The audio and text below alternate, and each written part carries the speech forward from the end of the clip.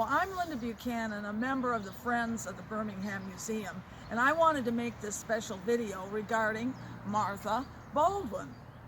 This year of 2020 is the 100th anniversary of women's suffrage, and Birmingham's own Martha Baldwin played a vital part in achieving that goal.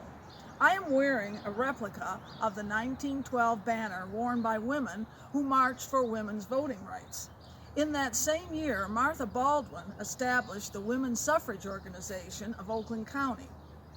The equality of women was a great cause for Martha, and although she did not live to see the suffrage amendment passed, she had played a local part in its realization.